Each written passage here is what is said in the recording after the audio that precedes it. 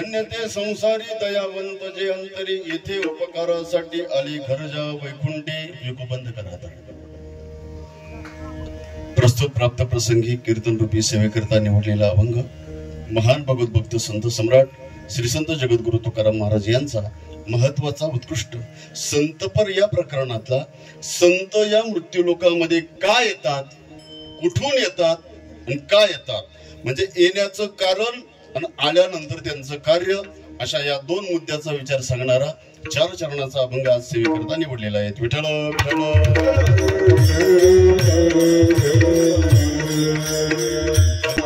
आता ऐका या अभंगाची भूमिका. या जगतामध्ये 3 वर्ग येतात. या जगतामध्ये 3 वर्ग येतात. पहिला वर्ग जीवाचा, दुसरा वर्ग देवाचा आणि तिसरा वर्ग संतांचा. जीव काय येतो, इथं आल्यानंतर काय करतो, जीवाला येण्याचं कारण आणि जीवाचं कार्य. त्यानंतर देवाचा वर्ग. देव इथं काय येतो, इथं आल्यानंतर कार्य काय करतो, देवाचं येण्याचं कारण आणि देवाचं कार्य. त्यानंतर संत इथं येतात. संत इथं आल्यानंतर कार्य करतात. देव संतांना इथं येण्याचं कारण आणि इथं आल्यानंतर त्यांचं कार्य. विठ्ठल विठ्ठल. या 3 कारणांचा विचार करायचा आणि आपल्या सेवेला पूर्ण विराम द्यायचा. पहिला मुद्दा आहे इथं जीव येतात म्हणजे तुम्ही आम्ही. काय येतो तो, काय सहज आले फिरत, काहीतरी कारण असेलच ना. माऊली वर्णन करतात ज्ञानेश्वरीमध्ये. ज्ञानेश्वरीमध्ये महाराज म्हणतात, माऊली म्हणतात, आगा कर्मे जे उरावे ते ते सुख दुःखे फळावे आणि मग तया ते भोगावया यावे. एकनाथ महाराजांचा अभंगच आहे. केले कर्म झाले, केले कर्म झाले, केले कर्म झाले, त्याचे भोग आले. केले कर्म झाले, केले कर्म झाले, केले कर्म झाले, त्याचे भोग आले. उपजले मेले ऐसे किती, उपजले मेले ऐसे किती. हरि मुखे गाता, हरि मुखे गाता, हरि मुखे गाता, हरि पदे चिंता.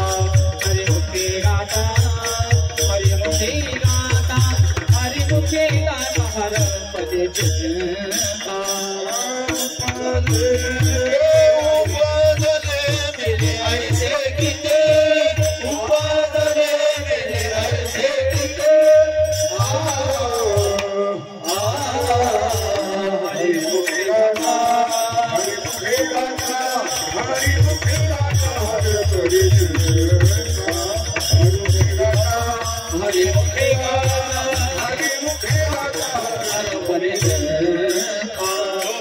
मृत्यूलोकामध्ये जीवाला येण्याची शास्त्रामध्ये अनेक कारण सांगितली. आणखी एक कारण एकनाथ महाराजच सांगतात. जन्म घेणे लागे वासनेच्या संगे, जन्म घेणे लागे वासनेच्या संगे.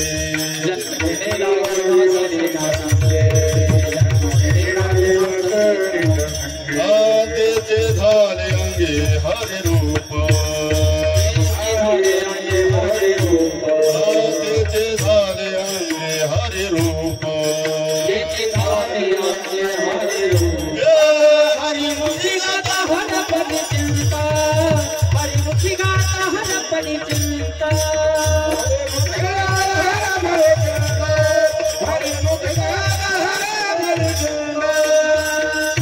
असंख्य कारण जीवाला इथं येण्याचे आहेत, परंतु त्यातले प्रमुख 3 कारण शास्त्राने प्रमुख सांगितले. पहिलं कारण सांगितलं कर्म, दुसरं कारण सांगितली वासना.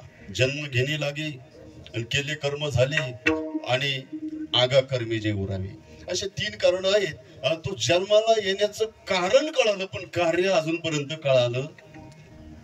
काय कारण घेऊन जन्माला आला, जीवाला इथे येण्याचं कारण काय. कारण ज्या वेळेला तो 84चा फेरा मारत असतो, देवाला विनंती करतो, देवा अरे गाढवाचा जन्म झाला का बैलाचा, बैलाचा झाला का कुत्र्याचा, कुत्र्याचा झाला का घुशीचा, घुशीचा झाला का म्हशीचा. देवा यातून मुक्त कर, एक वेळ करी या दुःखावे. देवाला विनंती करतो, देवाला विनंती करतो. देव सांगतो बाबा तुला मी मोकळं करतो, तुला एक संदेश देतो. बघ त्या संधीचा तो उपयोग कर. आणि मग देवाने त्या जीवाला एक संधी दिली आणि त्या संधीचं नाव आहे मनुष्य जन्म. आणि मग मनुष्य जन्म प्राप्त होणार म्हणून देवाला तो एक शब्दच देऊन टाकतो, देवा ज्या वेळेला मी जन्माला येईल ना एकच करीन. काय करीन? आठवीन पाय माझा नवस,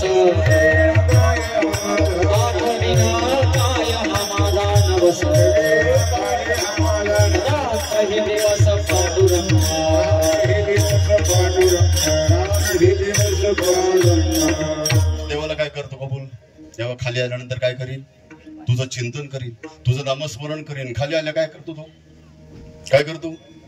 आणि मग बरोबर आहे, तुकाराम महाराज म्हणतात विसरली तया पचतीला खाली 84च्या. ते आमचे जुने कीर्तनकार उदाहरण सांगायचे, गावाला चारी बाजूनी भिंतीने एक दरवाजा.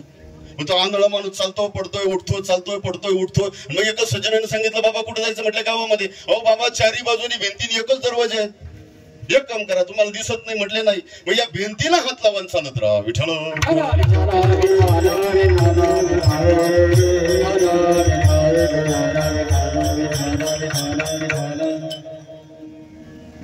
काय करा? भिंतीला हात लावून चालत राहा. मग त्याने भिंतीला हात लावला चालत राहिला. चालता चालता एकच दरवाजा, चारी बाजूनी भिंतीने एकच गावून, त्या चारी बाजूनी भिंतीने एकच दरवाजा. आता दरवाजा 2 फुटावरती राहिला, दरवाजामध्ये जाणार आणि तसाच गावामध्ये प्रवेश करणार. आणि तेवढ्यामध्ये त्याला काय झालं? तुमच्या गावातला होता काय तो? कस काय माहिती? डावा हात भिंतीला लावलेला होता आणि उजव्या हाताला खरोच झालेली होती. दरवाजा 2च फुटावरती. भिंतीचा हात काढला आणि खाजवत राहिला. बरं उभं राहून खाजवा ना. तो काय करू लागला? चालता चालता खाजवू लागला. आणि चालता चालता खाजवता खाजवता दरवाजा मागे निघून गेला. खाजवायचं संपलं, भिंतीला हात लावला. आता दरवाजा कधी पूर्ण गावाला चक्कर पडेल हे कोणाचं सांगतो? तुम्ही त्या आंधळ्या जवळच का अजून? विठ्ठल विठ्ठल. हो, जन्माला आलो आपण, पण कारण कळालं नाही का आलो. तुकाराम महाराज म्हणतात, जन्माला येण्याचं प्रमुख तुमचं सार्थकी जर कारण असेल तर भगवान परमात्म्याची प्राप्ती. विठ्ठल विठ्ठल. आणि परिणाम तो या संसाराच्या नादी लागतो, संसारामध्ये अडकला जातो. एकनाथ महाराज म्हणतात, बाबांनो हा संसार लटिका आहेत, खोटा आहे, काल्पनिक आहे, मिथ्या आहेत, याच्या नादी लागू नका. अनेक वेळेला मी त्या ज्ञानेश्वरी भावकथेमध्ये एक दृष्टांत सांगितलं होतं बघा, आठवलं तर लक्षात आला. एक छोटीशी मुलगी अंगणामध्ये खेळत असते. पावसाळ्याचे दिवस, पाऊस होऊन गेलेला असतो आणि ती अंगणामध्ये खेळता खेळता एक पायाने खोपा बनवते. खोपा कळतो? घर. आणि त्या घराला काडक्यांचं कंपाऊंड बनवते. 2 खडे टाकते, नवरा बायको बारीक खडे टाकते, त्यांची ती मुलं. आणि ती मुलगी सकाळी त्या घरामध्ये रंगून जाते. सकाळची दुपार होते, दुपारची संध्याकाळ होते आणि संध्याकाळची रात्र होते. रात्र झाली, आई अंगणामध्ये दारामध्ये आली आणि आईने सांगितलं, बाळा चल घरामध्ये हो, अंधार झाला. आणि मग त्या मुलीच्या लक्षामध्ये आलं, अरे ज्याच्यामध्ये आपण दिवसभर रंगलो हे काय आहे? ज्या घरामध्ये रंगलो, ज्या खोप्यामध्ये रंगलो हे तर खोट आहे. मग ज्या पायाने, ज्या हाताने ते घर बनवलं ना, त्याच पायाने त्या घराला लात मारते. कुठं जाते? कुठं जाते? खऱ्या घरामध्ये. कोणाचं सांगतो मी? तुम्ही अजून अंगणातच का? सांगा, बंगला कोणी बांधला? आपणच बांधला. गाडी कोणी घेतली? आपणच घेतली. लग्न कोणी केलं? आपणच केलं. मुलं कोणाला झाली? आपल्यालाच झाली. परिवार कोणामुळे वाढला? आपणच वाढवला. नाहीतर जन्माला येताना यापैकी आपण एकही आणलं? काय आणलं? काहीच नाही. आणि शास्त्रीय नियम आहेत, जन्माला येताना तो जीव जे आणतो जाताना सुद्धा तेच नेता येतं. जन्माला येताना जर काही आपलं आणलंच नाही तर इथं आपलं याच्यातलं काहीच नाही. आणि इथं जर आपलं काही नसेल, जे आपलं नाही त्याला आपलं म्हटलं का आपला घात झाला. विठ्ठल विठ्ठल. महाराज म्हणतात, अरे हा संसार तर बाजूला सोड, हा देह जे म्हणतो ना तू, देह पैसा याच्यावर तुझी जी गरमी चालते ना, ते सुद्धा तुझं नाही. देह काळाचे धन कुबेराचे,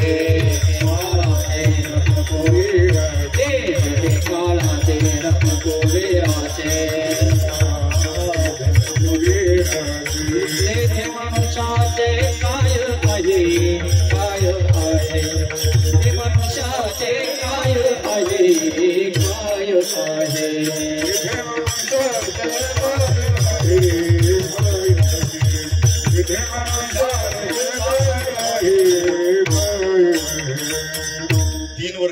होतो जीवाचा, देवाचा आणि संतांचा.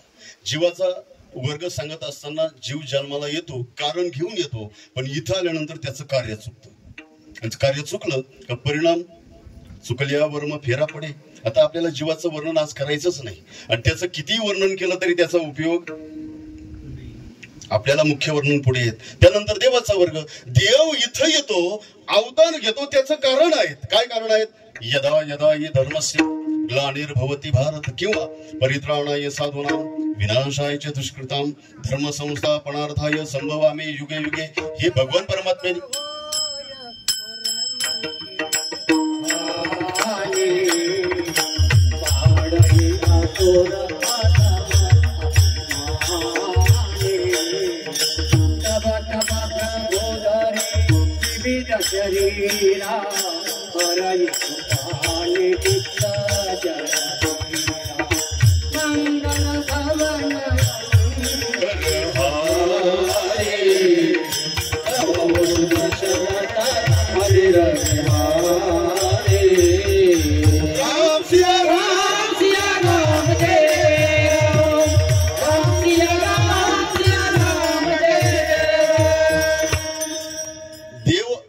येण्याची कारण सांगितली. जब जब होय धर्म के हानी, धर्माची हानी होते, साधू संतांना त्रास होतो.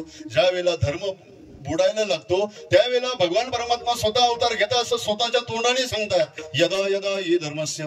जगद्गुरु तुकाराम महाराज पुढे गेले आणि देवाला सांगितलं, बाजूलो हे कारण नाही तुझं इथे येण्याचं. जगद्गुरु तुकाराम महाराज म्हणतात, देवा तू धर्मामुळे नाही आला, आणि तू संतांमुळे सुद्धा आला नाही, आणि तू भक्तांमुळे तो मुळीच आला नाही, तू इथं का आला मला विचार. आणि तुकाराम महाराज सांगतात देवाला येण्याचं कारण. काय कारण आहेत? काल्याचा अभंग ऐकतो आपण.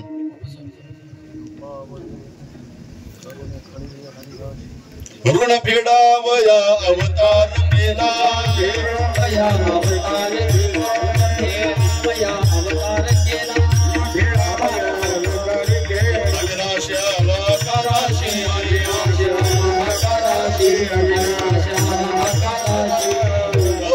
देव अवताराला येण्याचं कारण आहेत ऋण फेडायला.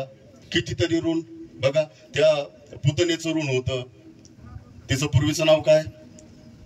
बळीराजाची मुलगी रत्नमाला. तिचं ऋण फेडायला कृष्णाने अवतार घेतला. त्यानंतर प्रभू रामचंद्राने ते ऋषींचं ऋण फेडण्याकरता प्रभू रामचंद्राचा अवतार झाला. त्यानंतर ज्या वेळेला सीतेचा त्याग केला, ब्राह्मणाने यज्ञ करायला लावला, पत्नीशिवाय यज्ञ होणार नाही, प्रभू रामचंद्राने रोज सोन्याची सीता बरोबर बाजूला ठेवून यज्ञ केला. 1008 तो दिवस चालला. आणि तो ज्या वेळेला यज्ञ पूर्ण झाला, आता या सोन्याच्या सीताचं करायचं काय? मग प्रभू रामचंद्र म्हटले ब्राह्मणाला दान करू. म्हटले देवा बायको दान करत असतं. एकाने केला होता पती दान करण्याचा प्रयत्न, किती अंगलट आला.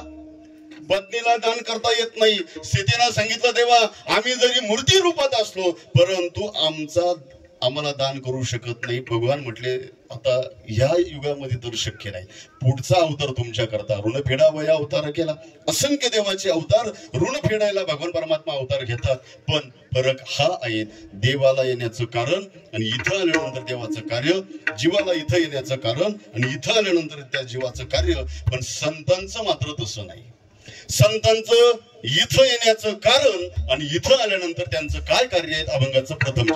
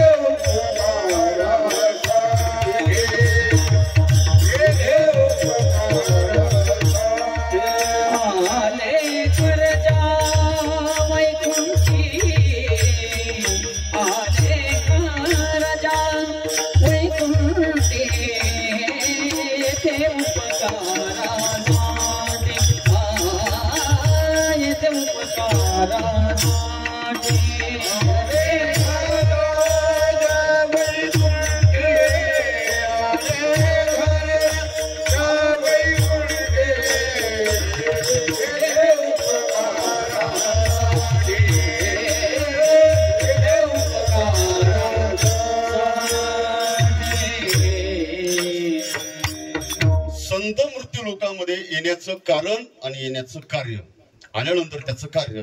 अभंगाच्या दुसऱ्या चरणामध्ये दोन्ही सांगून टाकतात. संत मृत्यू लोकांमध्ये काय येतात? येथे उपकारासाठी. आणि कुठून येतात? आले घरजा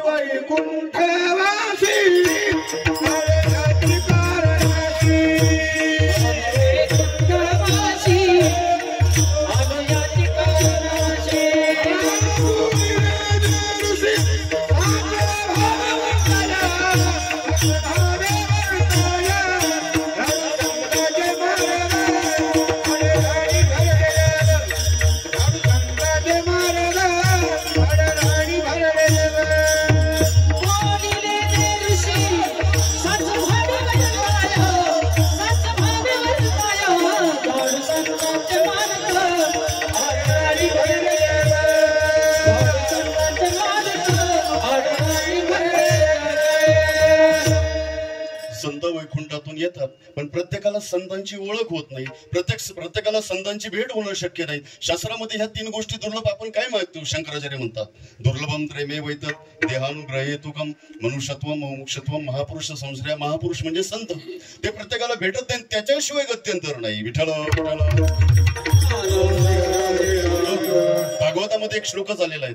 सत्संगेन परम प्राप्य दुस्तरम तरते चिरात तस्मात् अति प्रयत्नेन सत्संगम सततम करू. एकनाथ महाराज भागवतामध्ये त्याच्या खाली लिहितात, सत्संगती वेगळे जाण तात्काळ पावावया माझेचं स्थान अनेक नाहीच साधन सत्यदान उद्धवा. या जगतामध्ये संतांची भेट होण्याकरता, देवाची भेट होण्याकरता संतच कारणीभूत आहेत.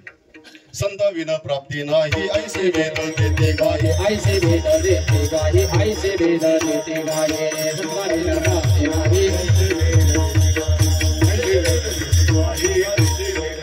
आयने साधते साधते भवाने वंदने तुझे भवाने वंदने तुझे भवाने वंदने. येणे साधते भवाने तुझे भवाने वंदने तुझे भवाने. संताविना प्राप्तीच नाही. देव एका बाजूला आहेत, जीव एका बाजूला आहेत. देवाचं आणि जीवाचं कनेक्टिव्हिटी होतच नाही, भेटच होत नाही. का? तर दोघांच्या मध्ये एक भिंत आहे आणि त्या भिंतीचं नाव आहे संसार. विठ्ठल विठ्ठल.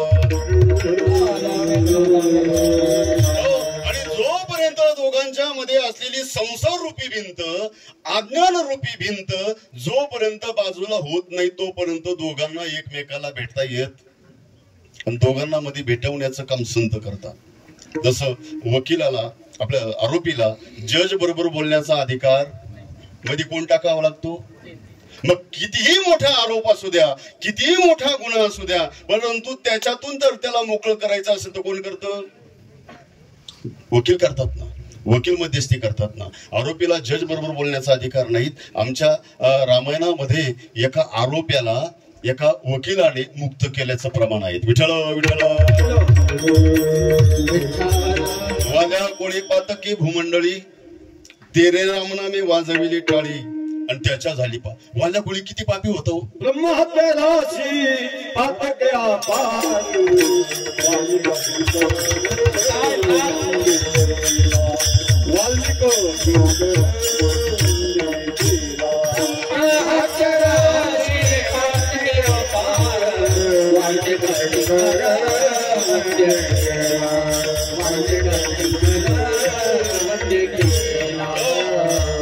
संत हे वकिलाचं काम करतात.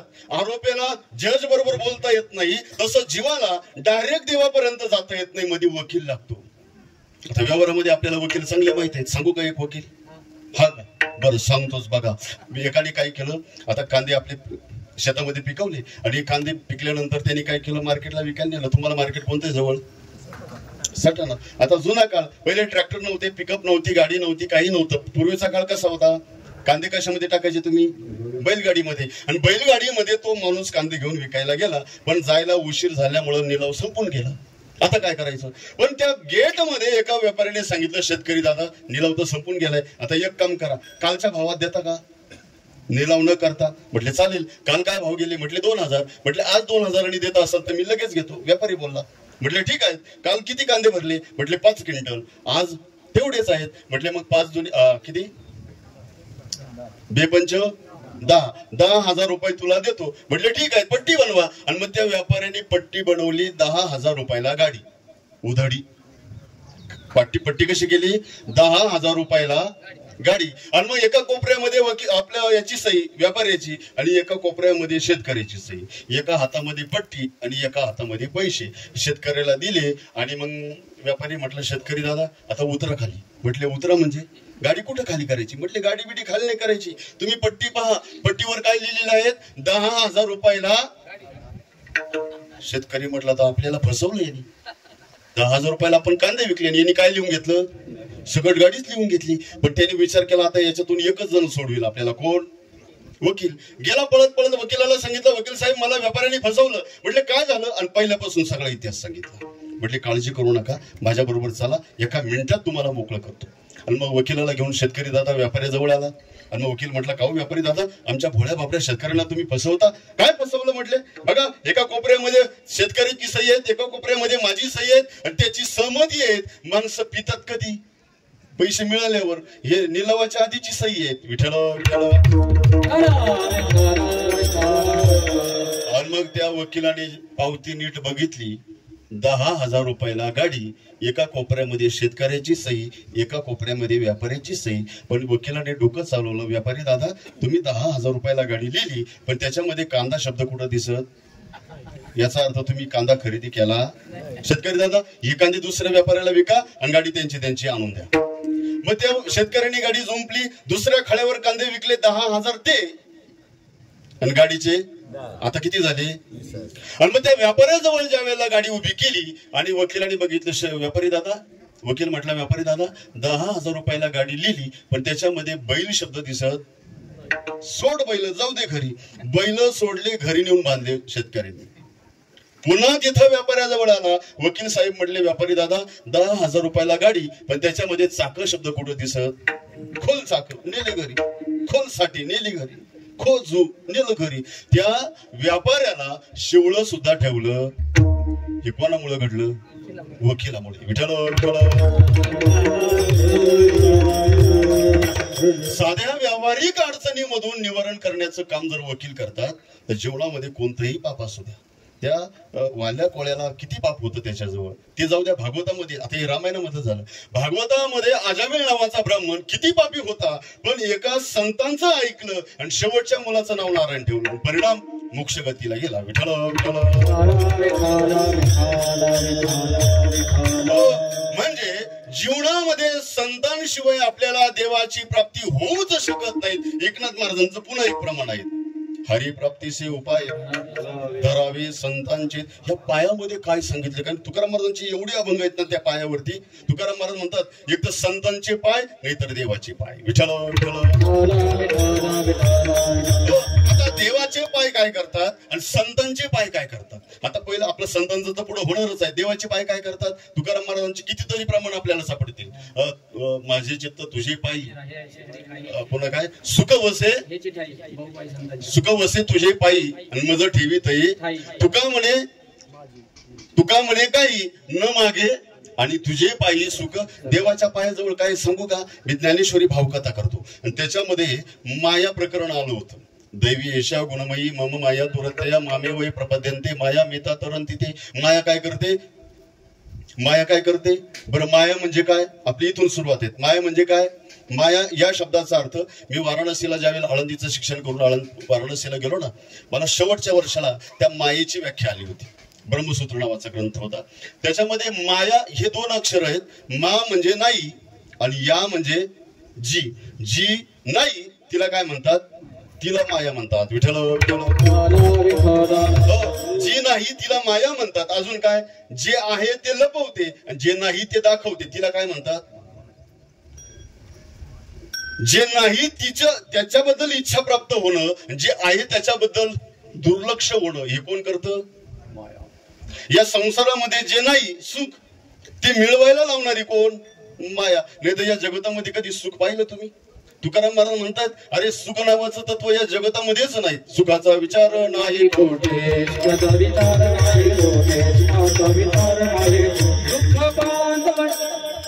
दुःख बांधवाडी आहे हा संसार.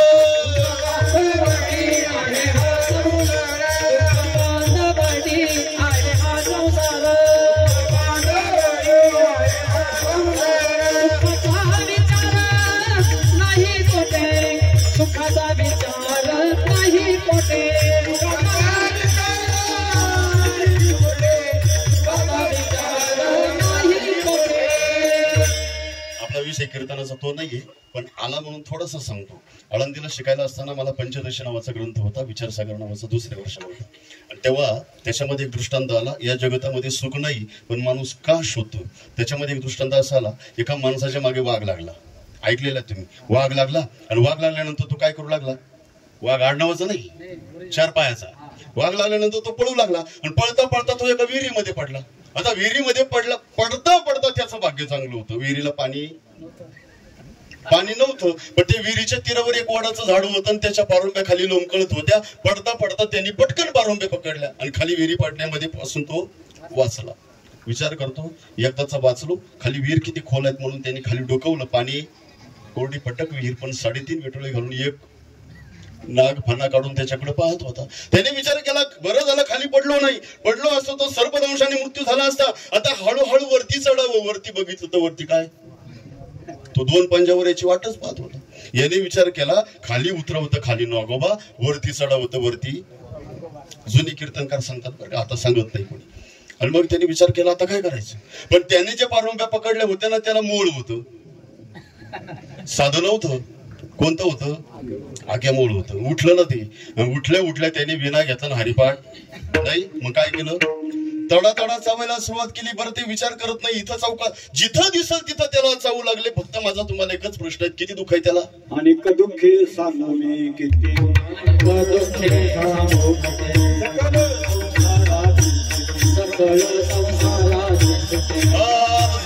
भाषण फुटती मय कापशेती भरला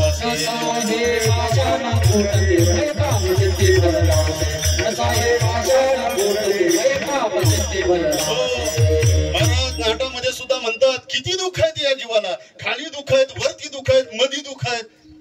सांगा त्या विहिरीतल्या माणसाला किती दुःख असेल. खाली उतरलं तर मृत्यू आहेत, वरती चढलं तर मृत्यू आहेत, असंच पकडून राहिलं तरी. आणि अशा अवस्थेमध्ये त्या मोहळाच्या पोळीमधून एक मधाचा थेंब निसटला आणि त्याच्या ओठावर पडला. त्याने तो काय केला, कसा लागला म्हणतो का, मध किती गाढवा. खाली दुःख आहेत, वर दुःख आहेत, मधी दुःख आहेत, तरी सुद्धा म्हणतो मधाचा थेंब किती गोड. हे कोणाचं सांगतो, तुम्ही अजून विहिरीतच आहे का. विठ्ठल विठ्ठल.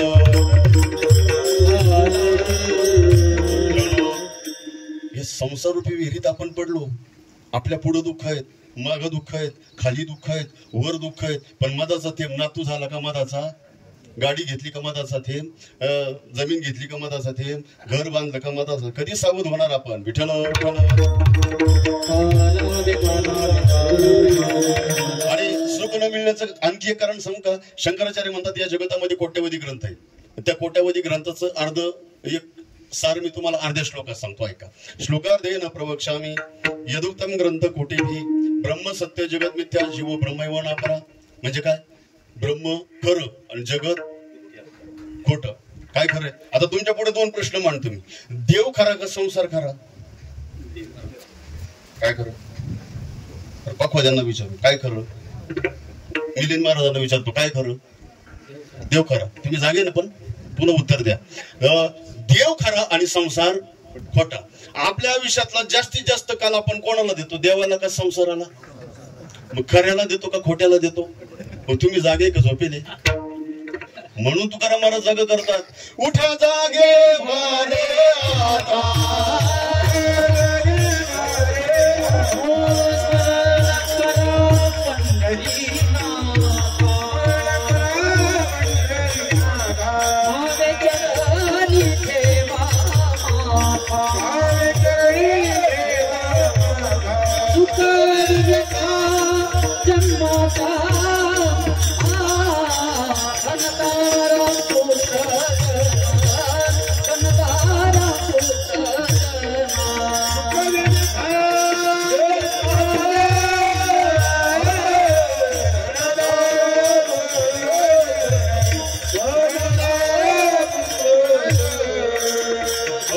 शंकराचार्य म्हणतात, हा माणूस जन्माला आला आणि एवढा निद्रिस्त झाला, त्याला जाग येत नाही.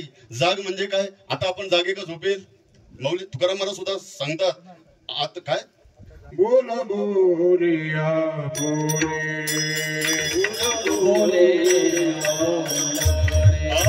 जागे बाहेर आतने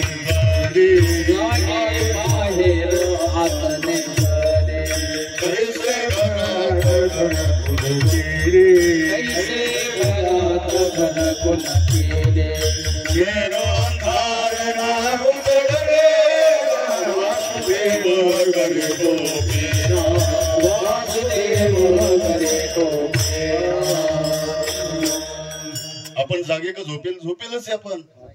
आपली जाग कधी ज्या वेळेला आत्मबोध होईल, ज्या वेळेला आत्मज्ञान होईल, त्यावेळेला खरी जाग आपली. कशाप्रमाणे मौली सुद्धा आपलं अभंगामध्ये लिहितात, स्वप्नेचे चैले स्वप्न कुठपर्यंत खरं, जोपर्यंत आपण स्वप्नामध्ये आहे तोपर्यंत ते खरं. तुम्हाला 50 लाखाची जर लॉटरी लागली स्वप्नात, बँकेत गेल्यावर पैसे मिळतील का? नाही, इकडे मिळत नाही का? मी सांगतो मिळतात, पण कधी माहितीये का? सकाळी उठल्यावर बँकेत नाही जायचं, स्वप्नातल्याच बँकेत जायचं. मग मिळतात का नाही? म्हणजे अवस्था सांगितल्या, जागृती, स्वप्न आणि सुषुप्ती. या अवस्थेमध्ये, ज्या अवस्थेमध्ये जोपर्यंत राहतो तोपर्यंत त्या खऱ्याच वाटतात. म्हणून जोपर्यंत आपण संसारामध्ये आहे तोपर्यंत संसार सुद्धा आपल्याला खरा वाटतो. ज्या वेळेला आत्मज्ञान होईल, ज्या वेळेला आत्मबोध होईल, त्यावेळेला या संसारातली खरी जाग. विठ्ठल विठ्ठल.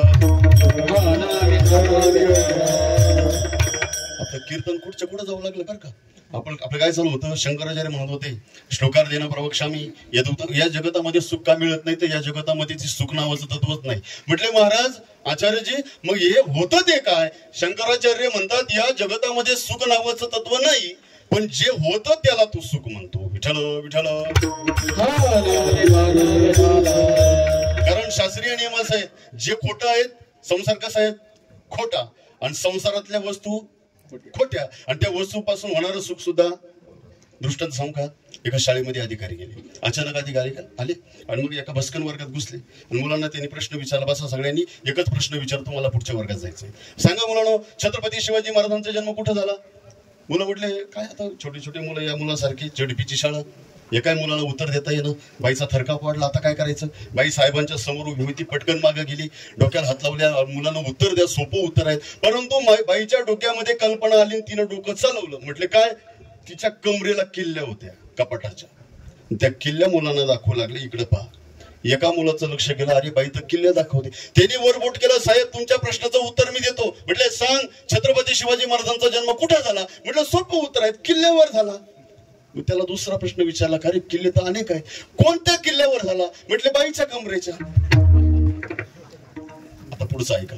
त्याला जवळ बोलवलं, बाळा तुला बाईने हे शिकवलं का? बाईच्या कमरेच्या. मुलगा थरथर कापू लागला, साहेब मला काय बोलू नका. म्हटले का बरं? मी या वर्गातला विद्यार्थी नाही. म्हटले मग ज्याच्या जागेवर आलो त्याच्या घरी लग्न. बदली कीर्तनकार. विठ्ठल विठ्ठल. साहेबांनी त्या मुलाला दिलं सोडून, बाईला समोर घेतलं. बाई, अरे तुझ्या वर्गातले विद्यार्थी कळत नाही, काय उत्तर देतात ते कळत नाही. बाईचा थरकाप आणखी वाढला. साहेब मला पण बोलू नका. म्हटले का बरं? मी सुद्धा या वर्गातली शिक्षिका. म्हटले मग आमचे मिस्टर आहेत, ते गेले बाजारला आणि या मुलांना सांभाळायला मला ठेवलं. मग त्या साहेबांनी कपाळात हात लावला. बाई, अरे एवढा मोठा शिक्षण मंडळाचा गोंधळ, विद्यार्थी खोटा, शिक्षक खोटा. अरे बाई, आज जर खरोखरचाच अधिकारी आला असता, कारण मी सुद्धा त्याच्या जागेवर आलो.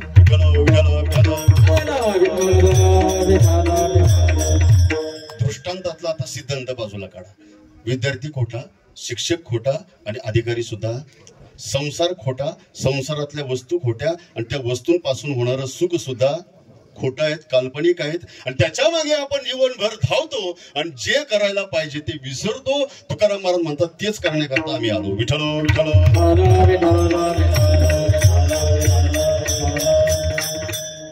जीवाची गत अशी आहे, जीवाला देवाकडे जावं का देहाकडे जावं? देहाकडे गेलं तर दुःख, देवाकडे गेलं तर सुख. कारण तो जीव हा देवाचा अंश आहे. गीतेमध्ये 15व्या अध्यायात शोधा तुम्ही. ममैव वंशो जीवलोके जीवभूत सनातन मनःषष्ठानींद्रिय आणि प्रकृती. आता हे पावसाचं पाणी पडतं कुठं जातं? नदीमध्ये. नदीतलं पाणी कुठं जातं? समुद्रात. तुका म्हणे गंगा सागर. आणि समुद्रात गेल्यानंतर पाणी कुठं जातं? काही पाणी तिथंच राहतं, पण काही पाण्याचं बाष्प होतं, भवन, ढग तयार होतात आणि मग तेच पावसाळ्यामध्ये पुन्हा जमिनीवरती. म्हणजे ज्या ठिकाणावरून आलेली वस्तू ती कुठेही फिरली तरी तिला शेवट कुठं जावं लागतं? जिथून आली तिथं जावं लागतं. तसे आपण सगळे जरी भगवान परमात्म्याचे अंश असलो, पण आपलं शेवटचं साध्य जर काय असेल तर तो भगवान परमात्माच आहे. विठ्ठल विठ्ठल. या या जीवाचा खरा प्रवास देवाकडे आहे, पण हा प्रवास तो वळवतो कोणीकडे? देहाकडे. सांगा, माझा तुम्हाला प्रश्न आहे, जीवाचा संबंध देवाशी का देहाशी आहे? देह कायमचा नाही ना, प्रमाण होऊन गेलं आपलं. देह हे काळाचे, धन कुबेराचे. अरे हा देह म्हणजे काही काळापुरता आहेत.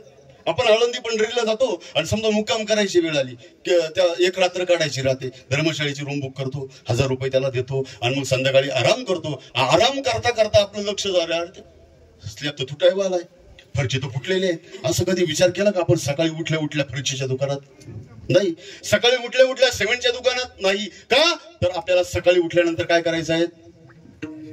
आपल्या घरी जायचंय. कारण हे घर काय आपलं? हे कोणाचं सांगतो? अजून तुम्ही धर्मशाळेत विठ्ठल विठ्ठल. पंचभौतिक ट्रस्टीची असलेली ही पंचभौतिक ट्रस्टीची धर्मशाळा म्हणजे देह, आणि त्याच्यामध्ये आलेला प्रवासी म्हणजे जीवात्मा. याने विचार करायचा आहे, देह हे साधन म्हणून दिलेलं आहे. साध्य साधन कळतं ना?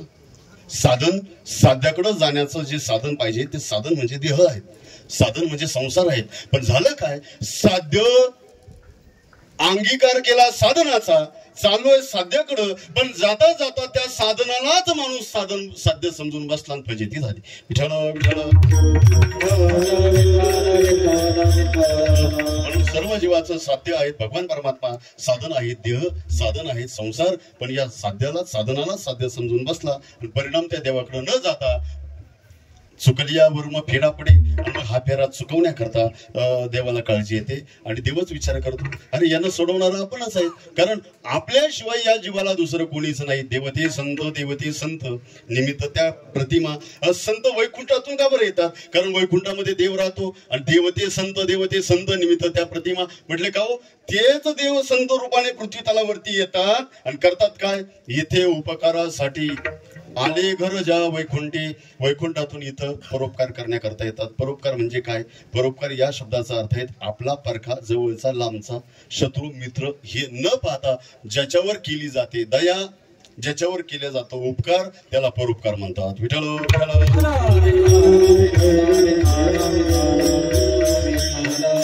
तसं शास्त्रामध्ये परोपकाराच्या अनेक व्याख्या सांगितलेल्या आहेत. एक शुभसूत सुद्धा आलेले आहेत. जगतामध्ये परोपकारी वस्तू सांगितल्या. गाय परोपकारी आहेत, नदी परोपकारी आहेत, झाड परोपकारी आहेत, खूप वस्तू. पण त्याच्यामध्ये एक परोपकारी थोडा विचित्र प्राणी आलाय. कोणता? या जगतामध्ये एक विचित्र प्राणी परोपकारी आहे, तो म्हणजे निंदा करणारा परोपकारी तो. कारण शास्त्रामध्ये असं वर्णन आहे, ज्या वेळेला आपण दुसऱ्याची निंदा करतो ना, ती निंदा करत नाही आपण, त्याचं पाप आपण चाटत असतो आपल्या जिभेनं. निंदा करणं म्हणजे काय? त्याचं पाप चाटणं. त्याला निंदा करून त्याचं पाप आपण कमी करतो आणि आपलं वाढवतो. सांगा, या जगतामध्ये याचा एवढा परोपकारी आहे कुणी? म्हणून हा निंदा करणारा परोपकारी. विठ्ठल विठ्ठल. पण संत मात्र कुठलाही प्रकारचा विचार न करता या जगतावरती परोपकार करतात. जगाच्या कल्याण, संतांच्या विभूती, देह कष्टविधी परोपकार. जग उद्धाराया कारणे साधू होता त्यावतरणे, साधू होता त्यावतरणे, साधू होता त्यावतरणे. जग उद्धाराया कारणे साधू होता त्यावतरणे, साधू होता त्यावतरणे, साधू साधू अवताराला येण्याचं कारण प्रमुख त्याच्यामध्ये सांगितलेले आहेत अभंगामध्ये. म्हणून संत अवताराला येतात आणि जगताचा उद्धार करण्याकरता त्या जगतावरती, जीवावरती परोपकार करतात. पण परोपकार करत असताना ते संत जे येतात ना, आज बघा हा किती गोड अभंग आहेत. या अभंगामध्ये जगद्गुरु तुकाराम महाराज धन्यता देतात. कोणाला देतात? आता त्याचं लिंक शेर प्रमाणे येईल आपल्याला. परंतु या जगतामध्ये धन्यता प्राप्त करून घेण्याकरता 6 प्रकारची गुण लागतात आणि योगायोगाने ते 6ची 6 गुण प्रस्तुत अभंगामध्ये आलेले आहेत. विठ्ठल विठ्ठल. जे परोपकार करतात त्यांना धन्यता देतात. अभंगाचं प्रथम चरण.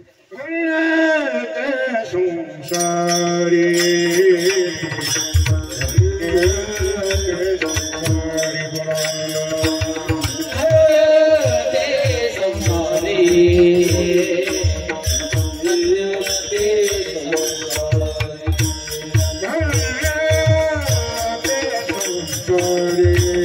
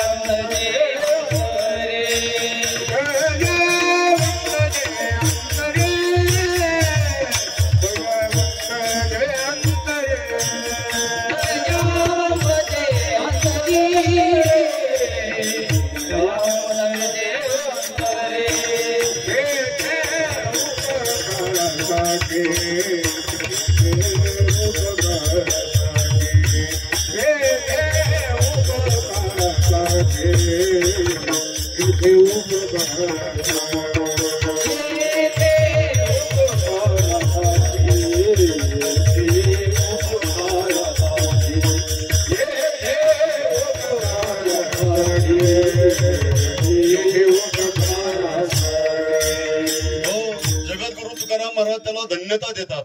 धन्यता कधी प्राप्त होते माहितीये का?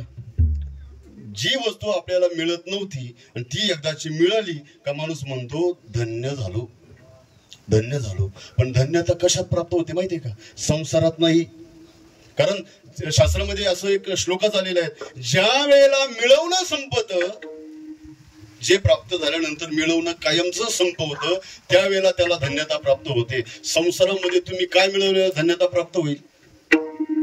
बंगला बांधल्यावर धन्यता होईल? लगेच मोठा बंगला कधी प्राप्त होईल?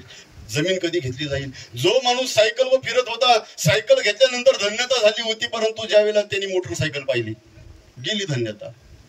मोटरसायकल घेतली धन्यता झाली, पण ज्या वेळेला त्यांनी 4 व्हीलर पाहिली त्यावेळेला धन्यता गेली. शास्त्रामध्ये नियम आहेत, धन्यता मिळवण्याकरता, धन्यता प्राप्त होण्याकरता मिळवणं संपलं का त्याच्यामध्ये धन्यता येते. आणि संसारामध्ये मिळवणं तर कधी संपत नाही. संसारामध्ये मिळवणं संपत नाहीच नाही, माणूस संपून जातो. धन मिळवता मिळवता मिळवता त्याचं निधन होतं. कळलं का तुम्हाला? धन मिळवता मिळवता त्याचं काय होतं? निधन होतं. पण धन तसंच राहतं, तो निघून जातो. धन्यता प्राप्त होत नाही. धन्यता प्राप्त होण्याकरता फक्त परमार्थ शिल्लक आहे. एकनाथ महाराजांचा काकडा वाचा तुम्ही. धन्य जगे तोचे एक हरी लगे,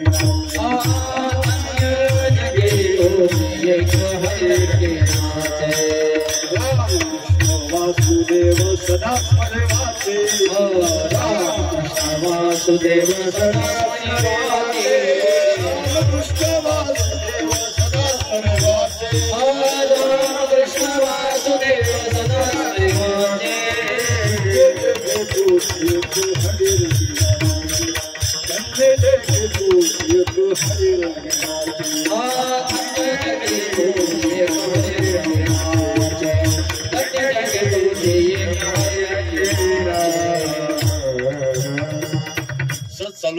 चालू होती त्यावेळेला मनामध्ये विचार केला, या धन्यवरती किती अभंग असतील. पण माझ्या लक्षात आलं, धन्य शब्द ज्या संतांना वापरला, अनेक संतांना वापरला धन्य शब्द. धन्य धन्य एकनाथात भरपूर अभंग प्रमाण डोळ्यासमोर आले. पण मला एवढं गैवरून आलं का निवृत्तीनाथ महाराजांना एवढं धन्यता आजपर्यंत एकाही संतांच्या पुढे एवढं धन्यता आली नाही. 4 वेळेला धन्यता दिली निवृत्तीनाथ महाराजांना. धन्य धन्य धन्य निवृत्ती राया,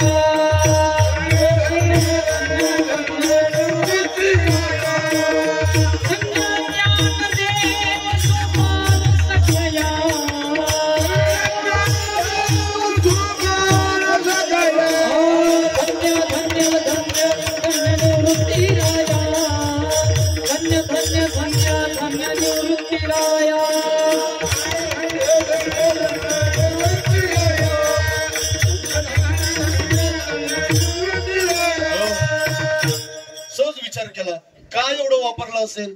कारण तुकाराम महाराजांना, एकनाथ महाराजांना 1 वेळेला, 2 वेळेला, 3 वेळेला, निवृत्तीनाथ महाराजांना 4 वेळेला का असं वापरलं असेल? लक्षात आलं, या वारकरी संप्रदायाचं मूळच निवृत्तीनाथ महाराज आहे. काय आहेत निवृत्तीनाथ महाराज? कुठे राहतात? त्र्यंबकेश्वरला. तिथून 2 गंगा वाहतात. कोणती? एक जलगंगा गोदावरी आणि दुसरी ज्ञान गंगा. हे वारकरी संप्रदायाचं तत्वज्ञान कुठून आलं? या ब्रह्मगिरीच्या कुशीमधूनच आलं. विठ्ठल विठ्ठल. भगवान शंकर पार्वती माता ध्यानस्थ होते. पार्वती माता विचार करते, तेव्हा उठा, जेव्हा बघावं तेव्हा तुम्ही ध्यान लावून बसता, कशाचं करतायत? मला सांगा तत्वज्ञान. भगवान शंकर म्हटले, अगं पार्वती, एवढ्या गर्दीत चल बाजूला एकांतामध्ये तुला सांगतो. मग त्या क्षीरसागरामध्ये पार्वती मातेला भगवान शंकरांनी तत्वज्ञान सांगायला सुरुवात केली. भगवान शंकरांनी डोळे झाकले आणि तत्वज्ञान सांगता सांगता भगवान शंकर तत्वज्ञान सांगतायत आणि पार्वती माता ते तत्वज्ञान ऐकता ऐकता पार्वती मातेला काय लागली? इथंच आपण माती खाली. ती काही कीर्तनातली बाई झोपायला. उन्मनी अवस्था प्राप्त झाली, समाधीमध्ये गेली पार्वती माता. तत्वज्ञान वाया जाऊ लागलं. परिणाम, तत्वज्ञान वाया जाऊ देऊ नये, त्याचं पातक सांगणाऱ्याला लागतं काळजी पडली भगवान विष्णूला. विठ्ठला विठ्ठला भगवान विष्णूने माशाच्या रूपामध्ये येऊन ते तत्वज्ञान ऐकलं. ते मासा कोण? मच्छिंद्रनाथ. मच्छिंद्रनाथाने तेच तत्वज्ञान कोणाला सांगितलं? मच्छिंद्र आणि बोध गोरक्षनाथाला. गोरक्षनाथाने तेच तत्वज्ञान कोणाला सांगितलं? गोरक्ष वेळेला गैनीपती. आणि गैनीनाथाने तेच तत्वज्ञान कोणाला सांगितलं? निवृत्तीनाथ महाराजांनी. आणि निवृत्तीनाथ महाराजांनी तेच तत्वज्ञान कोणाला सांगितलं?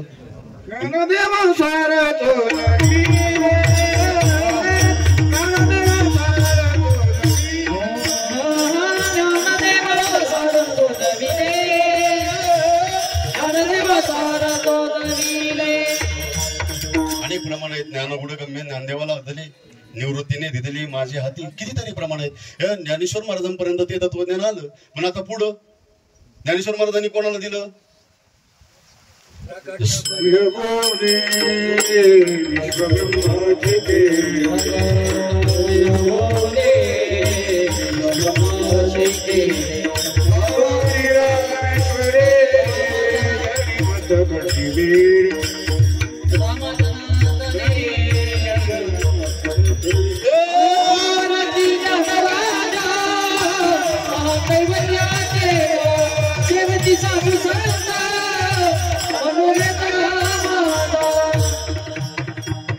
माऊलींची आरती रामा जनार्दनी आणि तुकाराम महाराजांची आरती रामेश्वर भट्ट. या दोघांची आरती या लक्षात ठेवा. आणि मग माऊलींनी ते तत्वज्ञान, ज्ञानेश्वरी, चांगदेव 65, अमृतानुभव, हरिपाठ, अभंगगाथा या रूपाने ते तत्वज्ञान आपल्याला सांगितलं. कुठून आलं? हे निवृत्तीनाथ महाराजांपासून. म्हणून धन्यता आहेत. एवढंच नाही, वारकरी संप्रदायाचं मूळ तत्व हे भगवान शंकराचा अवतार. निवृत्तीनाथ महाराजांचा अवतार कोणाचा? सदाशिवाचा अवतार, स्वामी निवृत्ती अवतार. आता माझा तुम्हाला प्रश्न आहे, आपण एवढ्या दिवसापासून वारकरी संप्रदायामध्ये राहतो. सांगा आता, वारकरी संप्रदायाचा पहिला वारकरी कोण असेल बरं? भगवान शंकरच आहेत. आदिनाथ गुरु. हे जर नाही पटलं, अभंग सांगतो काकड्यातला. ब्रह्मादिक नाचती उभ्या जोडोनी हात, जोडोनी हात, त्रिशूळ घेऊन आला गिरिजेचा, त्रिशूळ घेऊन आला गिरिजेचा. वेळ कमी आहे, मला एवढं एक सांगायचंच आहे. वारकरी संप्रदायाचा आहे म्हणून. पहिला वारकरी हे भगवान शंकर आहेत. नित्यनेमाने पंढरीला जायचे. आता वारीला उद्या प्रस्थान आहे. आणि ओळखुटी सुरुवात केली आवरायला. पार्वती माता विचार करते, देवा दरवर्षी तुम्ही कुठं जाता? म्हटलं आषाढी वारीला. म्हटलं आषाढी वारी म्हणजे काय? अगं पार्वती तुला नाही कळायचं, तू येऊच नको. म्हटले देवा मला पाहू द्या, मला येऊ द्या. अगं पार्वती, त्या वाखरीतली गर्दी पाहिली, वाळवंटातली गर्दी पाहिली, तुला सहन होणार? कारण तू हिमालय राजाची मुलगी विकू बंद करा. हिमालय राजाची मुलगी राजकुमारी, आणि त्या गर्दीमध्ये तुला सहन होणार नाही. पार्वती मातेनं ऐकलं नाही, देवा मला यायचंच. मग भगवान शंकर विचार करतायत, आता कुठं नदी लागतात, म्हणतेच नाही यायचं, चल. पार्वती मातेने तयारी केली. आता भगवान शंकर पार्वती माता निघाली कुठं? पण त्यांचं मुलगा आलं. कोण? गणपती. बाबा मला यायचं. भगवान शंकर म्हटले, आता आधार कार्ड चालणार नाही एसटीला, आता काय काढावं लागेल? आपल्या गाडीच काढावं लागेल. भगवान शंकराची गाडी कोणती? पल्सर. कोण म्हटलं पल्सर? नंदी बाबा. आणि मग नंदी बाबाला घेऊन या तिघांनी वेश पालटला, नंदीवर बसले आणि दिंडी निघाली पंढरपूरला. ज्ञानोबा तुकाराम, ज्ञानोबा तुकाराम. हो, पंढरपूरच्या वाळवंटामध्ये आले. आणि वाळवंटामध्ये आल्या आल्या पार्वती मातेनं बघितलं ही गर्दी. पार्वती मातेला वाटलं, देवा घरी कमी सांगत होते तुम्ही, इथं तर एवढी गर्दी, मला सहन होणार नाही. भगवान शंकर म्हटले, तुला घरीच म्हणत होतो, ऐकलं नाही, आता इथंच थांब. पार्वती मातेला तिथंच थांबवलं. तिघ जण निघाले. चंद्रबाकीचं स्नान केलं, पुंडलिकाचं दर्शन घेतलं. आणि त्या घाटाने पुंडलिक घाटाने महाद्वाराकडे निघाले. जाता जाता घाट सोडून गेल्यानंतर त्या नंदीचा धक्का, यांनी वेश पालटला होता. भगवान शंकराने गोसाव्याचं रूप, गणपतीने मुलाचं रूप, आणि त्या नंदीनं बैलाचं रूप. आणि एका वारकऱ्याला बैलाचा धक्का लागला. सांगा आता काय झालं असं? वारकऱ्याचा धक्का सहन होत नाही, बैलाचा. अरे म्हटले, गोसावड्या एवढा मोठा बैल घातला गर्दीमध्ये. भगवान शंकर म्हटले, अरे खरंच हा बैल नंदी आणायलाच नको होता. पण आता काय करायचं? एवढ्या गर्दीमध्ये कुठे ठेवायचा? आणि मग तो घाट चढून गेल्यानंतर आडवा रस्ता येतो. आडव्या रस्त्याच्या कोपऱ्याला एक मंदिर आहे. कशाचं? मारुतीचं.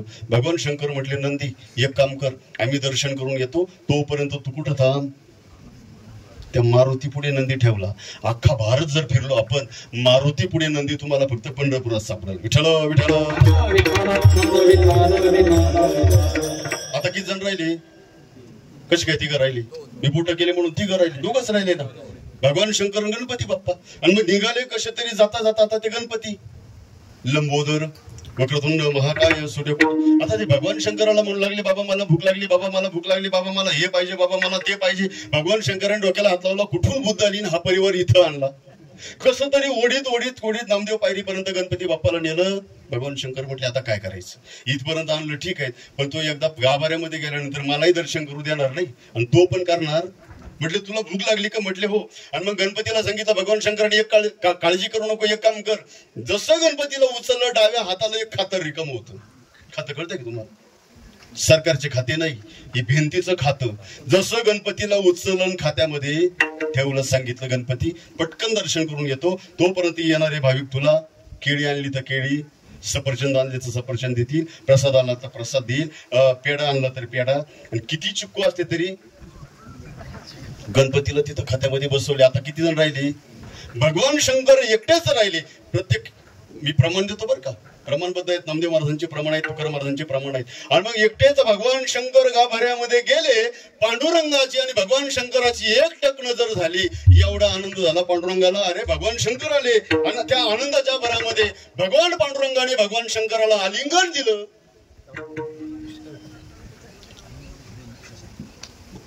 आनंदाच्या भरामध्ये भगवान शंकराला पांडुरंगाने उचललं आणि आपल्या डोक्यावर धारण.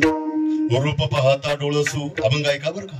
रूप पाहता डोळसू, सुंदर पाहता गोपवेशू, महिमा वर्णिता महेशू, तेने मस्तकी वंदिता. ज्यांनी कोणी पांडुरंगाचा अभिषेक केला असेल, आजही पांडुरंगाच्या डोक्यावर भगवान शंकराची लिंगच सापडते. विठ्ठल विठ्ठल. एवढं का लांबवलं माहिती का? संत अभंग आहेत, पण पंढरी का बरं घुसलं?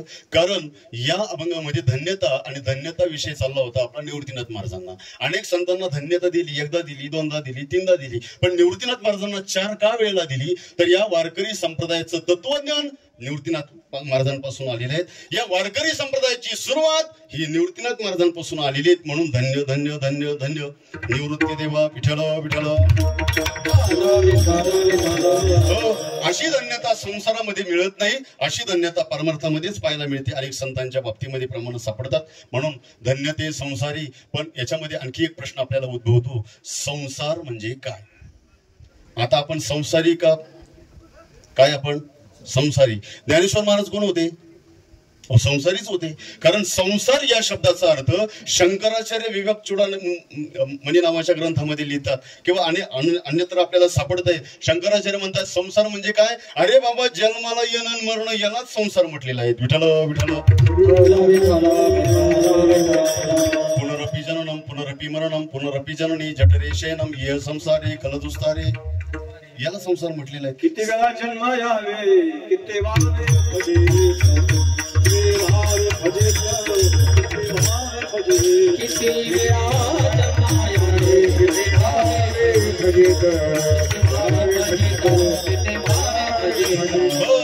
संसार म्हणजे जन्माला येणं मरण, याला संसार म्हणतात. आपण कोण आहेत माहितीये का? आपण संसारी नाही, आपण प्रापंचिक आहेत. प्रापंचिक म्हणजे प्रपंच तयार उभा केला. आपण काय केलं उभा? आपण प्रपंच आपल्या हाताने तयार केला. दुःख आपल्या हाताने घेतले, दुःख होण्याची कारण आपल्या हाताने वाढवली. तुकाराम महाराज म्हणतात जन्माला येताना हा मुक्तच असतो. काय असतो? मुक्तच असतो. पण बद्ध काय झाला? मी पण आणि माझेपणा. मुक्त होता परी बळे झाला बद्ध.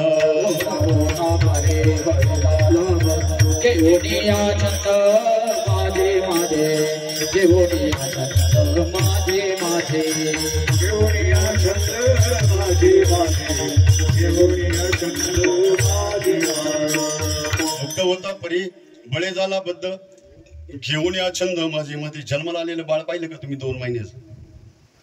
त्याच्या बोटामध्ये तुम्ही 5 ग्रॅमची अंगठी घाला सोन्याची. हसतं का उदे? नाही. काढून घ्या. रडतं का ते? नाही. कारण त्याला सोन्याबद्दल माझेपणा नाही, मीपणा नाही, त्याची किंमत त्याला माहित नाही. तीच अंगठी काढा आणि जावायच्या बोटात घाला. नुसती घाला नाही, 8 दिवसांनी पुन्हा काढून घ्या. काय करील? काय करील? कारण हे दुःखाचं कारण आहेत, माझे पण आहेत. या करोनामध्ये कितीतरी माणसं गेले का नाही हो? कितीतरी माणसं मृत्युमुखी झाली आणि आपण टीव्हीवर चहा पोहे खाता खाता त्या बातम्या ऐकत होतो. आज हा गेला, उद्या काल तो गेला, परवा तो गेला, अमका गेला, तमका गेला. खायचं आणि प्यायचं बंद नाही ना, पण चहा पिता पिता जर बातमी ऐकली, तेवढ्यामध्ये फोन आला का तुझी सासू, का बरं हो? कारण तुझं आलं त्याच्यामध्ये. जोपर्यंत तुझं माझं नाही तोपर्यंत दुःख नाही, ज्या वेळेला तुझं माझं येतं त्यावेळेला दुःख होतं. विठ्ठल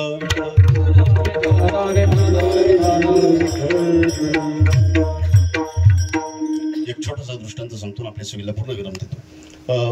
मुंबई वरून एक गृहस्थ निघाला, ऐका बरं. ट्रेन मध्ये बसला, रिकामी गाडी होती, रिकामी बोगी होती, एकटाच येऊन बसला. गाडी सुटणार तेवढ्यामध्ये एक भली मोठी बॅग घेऊन त्याच्या समोरच्या बाकावर बसला. बॅग बाका खाली घातली, गाडी निघाली.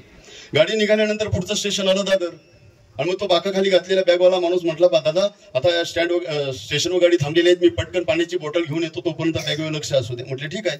पाणी आणायला खाली गेला. 5 मिनिटं झाली, 10 मिनिटं झाली, गाडी सुटायची वेळ झाली, परंतु पाणी आणायला गेलेला प्रवासी आला, गाडी सुटून गेली. पुढे कुर्ला स्टेशन आलं, पण गेलेला प्रवासी आला. पुढं ठाणा स्टेशन आलं, परंतु गेलेला प्रवासी आला. पुढं कल्याण गेल्यानंतर कसारा स्टेशन आलं, पण पाणी आणायला गेलेला प्रवासी पुन्हा गाडीमध्ये आला. याच्या मनामध्ये चलबिचल चालू झाली. आता काय करायचं? पूर्ण डब्यामध्ये आपण दोघंच आहेत आणि दोघांपैकी एक जण पाणी आणायला गेला. 4 स्टेशन निघून गेले तरी तो आला. आता या बॅगचं करायचं काही गरज आहे का? आपली का बॅग? नाही ना, सोडून द्यायचा विषय. आपलं स्टेशन आलं का उतरायचं, निघून जायचं घरी, आपल्या डोक्याला ताण नको. परंतु त्याने विचार केला, आता हा जर इगतपुरीला आला नाही तर नाशिकला उतरताना काय करायचं? एका हातामध्ये आपली बॅग आणि एका हातामध्ये, काही गरज आहे का? उचलली ना बॅग. स्टेशन आलो, नाशिक स्टेशन उतरला, गाडीच्या खाली आल्यानंतर टीसीने तिकीट विचारलं, बरोबर आहे. पुढे गेल्यानंतर पोलिसांनी अडवलं, एवढ्या मोठमोठ्या बॅगी, आणि मग पोलिसांनी अडवलं, ही बॅग तुमची का? म्हटले हो. ही तुमचीच का? म्हटले हो. काही गरज आहे का? सापडली म्हणायचं, मोकळं व्हायचं. पण तो म्हणला ही पण माझी आहेत आणि ही पण माझी आहेत. त्याला संशय आला पोलिसांना, एवढ्या मोठ्या बॅगा घेऊन गेला कुठं होता? म्हटले खोला बॅग, चेक करायची. मग त्याच्या बॅगची चावी होती, त्यांनी बॅगला चावी लावली, बॅग उघडली. उघडल्यानंतर त्याचे कपडे, अंडरपॅन्ट, टावेल काय असेल ते पुस्तकं सापडली. म्हटली ही बॅग खोला. म्हटली याची चावी हरवली. म्हटली बॅग तुमचीच का? 4 वेळेला विचारलं. म्हटली हो माझीच.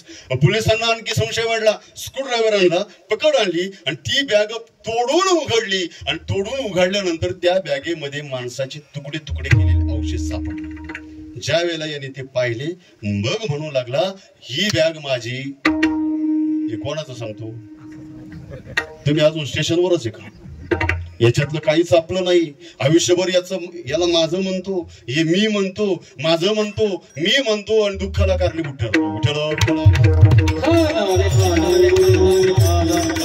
देह सुद्धा आपला नाही, पंचभूताचा आहे.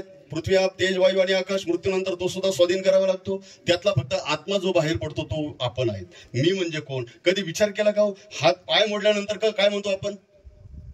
काय म्हणतो आपण? माझा पाय मोडल्यानंतर काय म्हणतो? माझा पाय मोडला. हात मोडल्यानंतर काय म्हणतो? माझा हात मोडला. डोकं फुटल्यानंतर काय म्हणतो? माझा. मग मी कोण? कधी केला विचार? मी म्हणजे हात नाही, मी म्हणजे पाय नाही, मी म्हणजे डोकं नाही, मी म्हणजे छाती नाही, मी म्हणजे पोट नाही. अरे पण मग तू म्हणजे कोण? तुकाराम महाराज सांगतात तू म्हणजे देह नाहीत. मी वासुदेव तत्वता, कळो येईल विचारिता.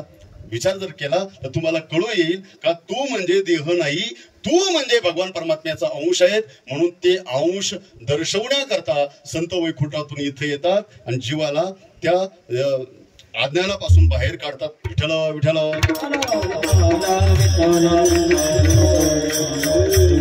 10 मिनिटं राहिलेली आहेत. सर्वात महत्वाचा सारांश सांगतो आपल्या सेवेला पण. एक हंसाचं पिल्लू पाणी पिण्याकरता सरोवरावरती जातं आणि पाणी पिता पिता हंसाचा थवा येतो, पाणी पियायला जातो. त्या थव्यामध्ये एक हंसाचं पिल्लू असतं. पिल्लू माहिती आहे? विठ्ठल विठ्ठल.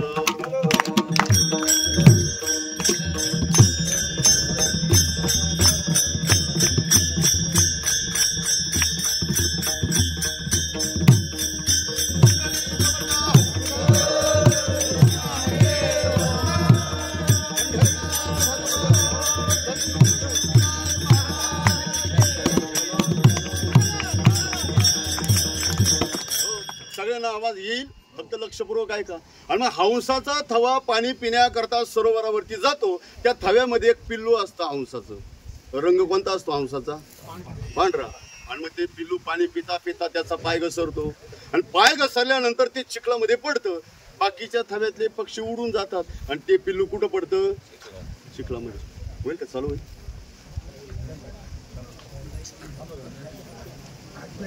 ऐकू येतं ना? हा, हंसाचा थवा उडून जातो आणि ते पिल्लू चिखलामध्येच राहतं.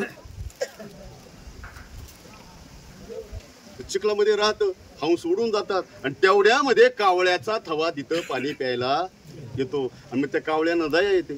दया आल्यानंतर त्या कावळे काय करतात? त्या हंसाच्या पिल्लाला चिखलाच्या बाहेर काढतात. आता ते पांढरं शुभ्र असलेलं पिल्लू पण चिखलामध्ये पडल्यामुळं कसं दिसायला लागलं? काळं. मग तो विचार करायला लागला, अरे हे कावळे, हे काळे आणि मी सुद्धा. मग त्या हंसाचं पिल्लू त्यांच्यामध्येच राहू लागलं. बरेच दिवस त्या कावळ्याच्या थव्यामध्ये ते पिल्लू राहू लागलं. एक दिवस हंसाचा थवा आकाश मार्गाने चालला होता. त्याच्यातल्या एकाचं लक्ष गेलं, अरे आपल्या जातीचं या जातीत काय करतं? हे तेव्हापासून पक्षाला सुद्धा जात कळते. आपल्या जातीचं ह्या जातीत काय करतं? म्हणून त्या एकाने काय केली? खाली भरारी मारली, त्याची मान पकडली, आकाशामध्ये उडून गेला आणि एक पाण्याचं सरोवर बघितलं. त्याला वरूनच खाली सरोवरामध्ये टाकलं. आता सरोवरामध्ये पडल्या पडल्या काय झालं असेल? अंगाला लागलेला चिखल निघून गेला आणि पांढरं शुभ्र झालं. मग म्हणू लागला गाढवा, एवढ्या दिवस कावळ्याच्या थव्यामध्ये राहिला तू कावळा, तू कोण आहेस? तू राजहंसाचं पिल्लू आहेस. तसंच आपलं झालंय. आपण भगवान परमात्म्याचे अंश आहेत. भगवान परमात्मा सुखरूप आहेसा तुझा कोणी सांगा? त्याचा आपण अंश, सुखाचे अंश आपण. आणि कीर्तनामध्ये सुद्धा तोंड सोडून बसलो. दुःख बघायला आलो इथं आपण. म्हणजे का घडलं? तर हे अज्ञानामुळे घडलं. संसाराचा चिखल लागला, मायेचा चिखल लागला, अज्ञानाचा चिखल लागला. मग संत काय करतात? या जीवाची मान पकडतात. जीवाची काय पकडतात? मान पकडतात आणि उंच भरारी मारतात. एक सरोवर पाहतात. कोणतं? हे सत्संगाचं सरोवर. हे सरोवर कोणतं आहे?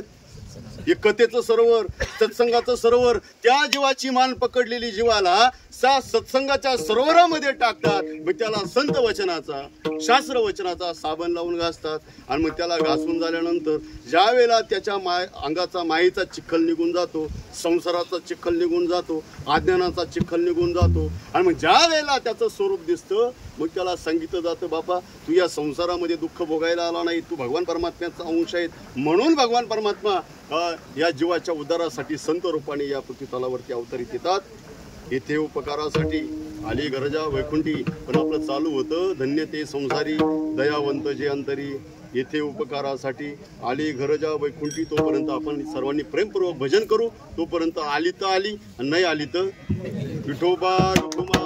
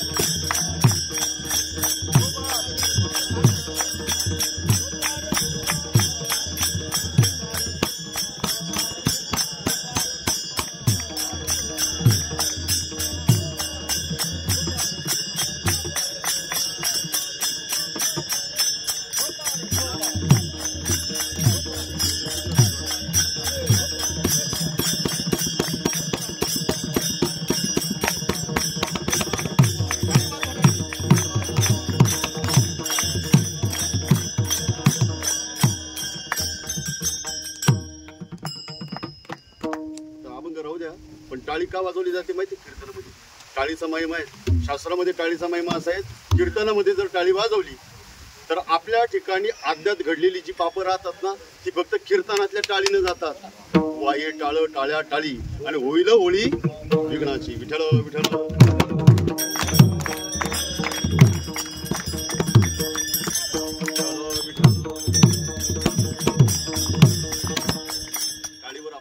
भर पाहिजे. वाळवंटामध्ये नामदेव महाराजांचं कीर्तन चालू होतं.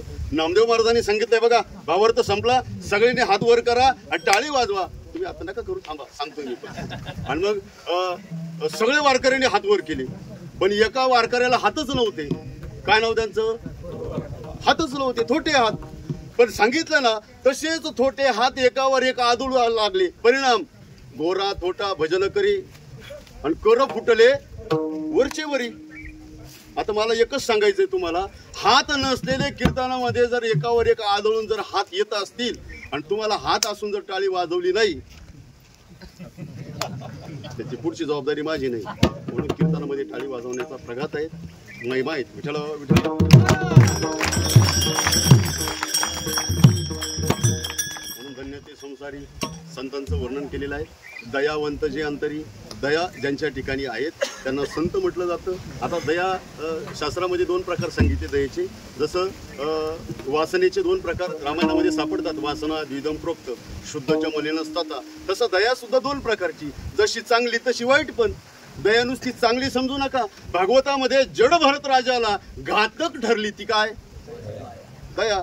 जड भरत राजा हरणी गर्भा गेला, घाला तो घातला वासनेने. म्हणून दया जशी चांगली ना तशी वाईट पण पारमार्थिक दया असावी. ती पारमार्थिक दया तुकाराम महाराज प्रस्तुत अभंगातून सांगतात. धन्य ते संसारी दयावंत जे अंतरी, येथे उपकारासाठी आले गरजा वैकुंठी. येण्याचं कारण आणि आल्यानंतर त्यांचं कार्य. पण यांना ओळखायचं कसं तर तुकाराम महाराज म्हणतात सोपी खुण आहेत.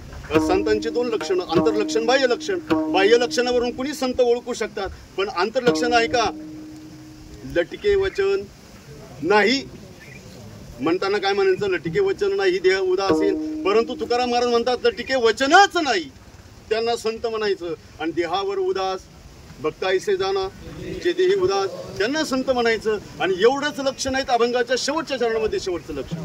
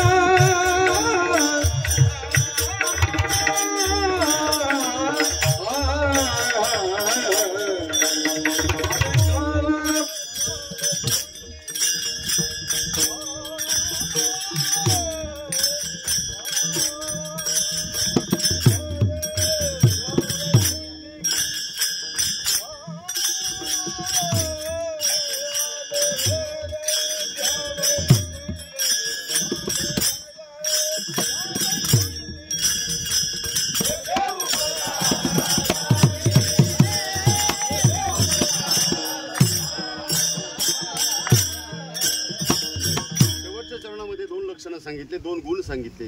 मधुरा वाणी ओठी, मधुर बोलणं ज्यांच्या ओठामध्ये आहेत त्यांना संत म्हणा. आणि तुका म्हणे वाव पोटी, वाव म्हणजे अवकाश, पोकळी, जागा, ज्यांच्यामध्ये जगताचं व्यापकता, जगताचं दुःख साठवण्याची क्षमता. एकनाथ महाराजांच्या अंगावर 108 वेळा येऊन ठुंकला.